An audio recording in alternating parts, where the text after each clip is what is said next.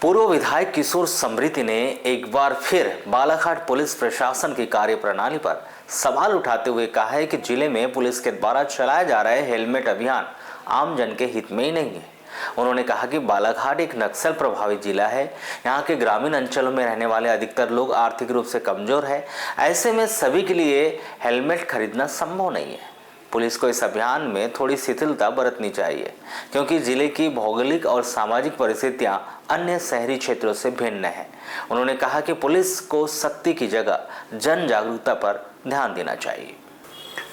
जो हमारे यहाँ पुलिस के द्वारा जो स्पेशल हेलमेट अभियान चलाया जा रहा है, तो सबसे पहले मैं आपको बता दूं कि जो मोटरयान अधिनियम है 1988, इसके तहत ये हेलमेट अभियान है। सुप्रीम कोर्ट की भी दिशा निर्देश पे सुप्रीम कोर्ट ने इस एक्ट के बनने के बाद बोला कि भाई हेलमेट कंपलसरी है, और 2019 में फिर इसमें एक नया अमेंडमेंट आके कुछ राज्यों को इसमें शिथिलता दी। तो उस एक्ट में आपने देखा पंजाब को एग्जम्पशन है, हरियाणा को एग्जम्पशन है, पगड़ी के लिए महाराष्ट्र को टोपी के लिए एग्जम्पशन है, केरला को भी टोपी के लिए एग्जम्पशन है, और रूरल एरिया में बंगाल में भी काफ़ी कुछ है एग्जम्पशन उसका।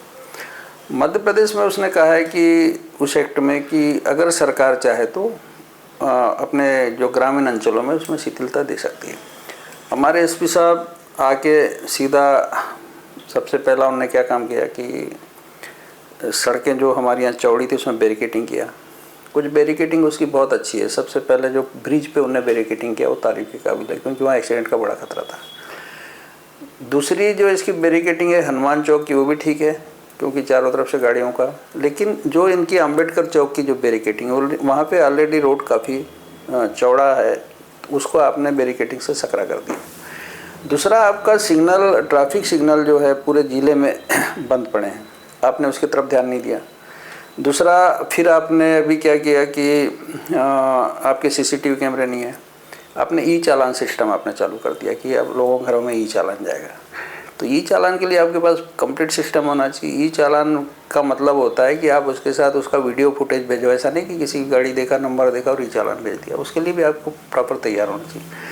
तो पुलिस के जो एसपी हैं इसके द्वारा जो अभी हेलमेट अभियान चलाया जा रहा है, उसे नहीं पता कि ज़िले में कितने लोग फ्री राशन में रहते हैं।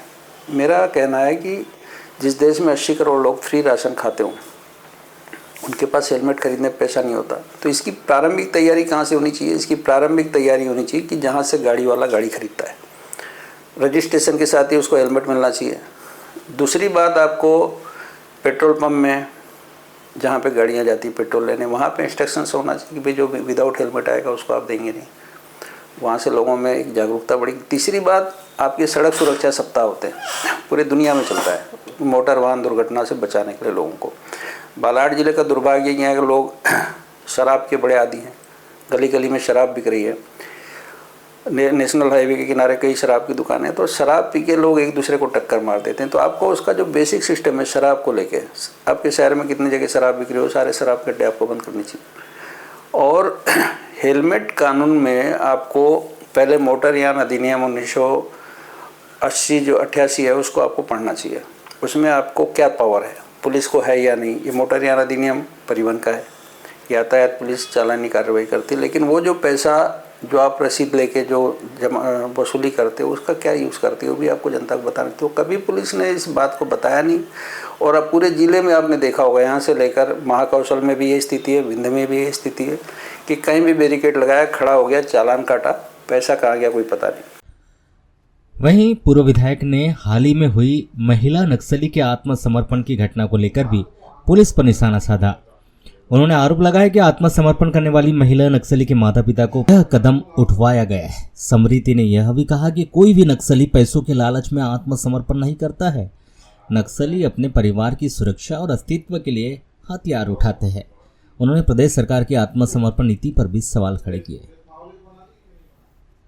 तो मेरा कहना इस पूरे मैटर पे, वो जो लड़की है आपने देखा उसकी एज, उसके माता पिता ने उसका गुम इंसान कायम नहीं कराया, जहाँ से 3 साल से लापता है, परिवार ने रिपोर्ट तक नहीं है। दूसरा, यहाँ पे आई नई चप्पल लेके और सीधा बोल रहा है कि कैंप में आ गई है। तो मेरा कहना यही, लाइन से छोड़ो, अगर वो चौरिया जा पाती है तो मुझे बता दो। जिस चौरिया कैंप की बात कर रहे हैं, इस लड़की को अभी छोड़ो, चौरिया नहीं पहुंच पाएगी। दूसरा, उसका साथ लैंग्वेज प्रॉब्लम है, वो यहाँ की हिंदी मराठी कुछ नहीं समझ पाती। सारी ब्रीफिंग कौन कर रहा है? उसकी तरफ से एसपी कर रहा है। तीसरी बात यह है कि उसका जन्म प्रमाण पत्र सार्वजनिक नहीं है। एक बताया कि 23 साल की, 23 साल की है, तो 23 साल का ब्रेन अलग होता है, 23 साल के बच्चे अलग होते हैं। मुझे लगता है वो लड़की काफ़ी कम एज की है। तीसरा, उसके जो माता पिता हैं, उस माता पिता ने उनको इनने पैसे का लालच दिया कि हम आपकी बच्ची को सरेंडर करो, ये करो, वो करो। तो सरेंडर के लिए पहले तो ये देखो ना कि उसके साथ क्राइम कितना है, उसका रिकॉर्ड क्या है, कितनी जगह गोलियाँ चलाई उसने, क्या किया। तो उसके माता पिता को उन्हें लालच देके, उसके माता पिता गरीब आदमी है कि जो लोग हथियार उठाते हैं, 2 तरह के लोग, आपको पहले बताया मैंने कि जो सेना और पुलिस में जो लोग हथियार उठाते हैं वो अपने परिवार के लिए उठाते हैं, परिवार पालने के लिए। लेकिन जो लोग सरकार के खिलाफ हथियार उठाते हैं वो किसी फोर्स से नहीं डरते, मौत से नहीं डरते। इस लड़की के ब्रेन को आप देखो, सरेंडर कर रही 14 लाख के लालच में। कोई भी दुनिया का हथियार उठाने वाला आदमी पैसे के लालच में, घर के लालच में कभी सरेंडर नहीं करता है। और सरेंडर पॉलिसी छत्तीसगढ़ की आपके पास ज़्यादा अच्छी है। सबसे पहले आंध्र प्रदेश ने बनाया था इस देश में, सबसे पहले सरेंडर पॉलिसी कहीं कहीं नहीं बनी थी, आंध्र प्रदेश में बनी थी।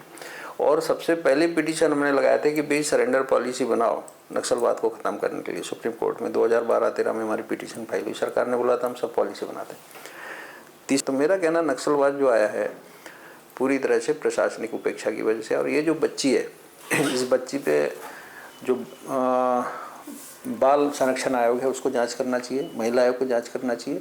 दूसरा, इस बच्ची का मेडिकल टेस्ट भी कराना चाहिए। इसलिए कराना चाहिए कि कहीं पुलिस ने इसके साथ कोई किसी तरह की गंदी हरकत तो नहीं की। इस बात को भी पुलिस को मेडिकल करा के सार्वजनिक करनी चाहिए कि सब चीज़ ओके है।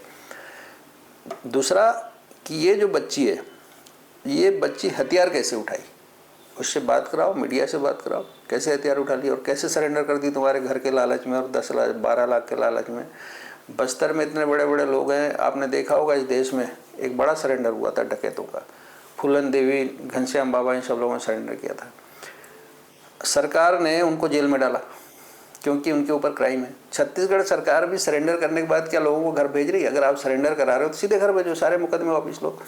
मध्य प्रदेश से लेकर देश भर में भारतीय जनता पार्टी कम से कम 1.5 लाख कार्यकर्ताओं के मुकदमे वापस हुए होंगे। इस बच्ची का भी मुकदमा आप वापस लो, उसे घर भेजो, उसका बढ़िया बेहतर जीवन दो, ताकि लोगों में एक संदेश जाए कि ये जो एसपी है या मध्य प्रदेश की सरकार, उसने बड़ा अच्छा काम किया, एक बच्ची को नया जीवन दिया।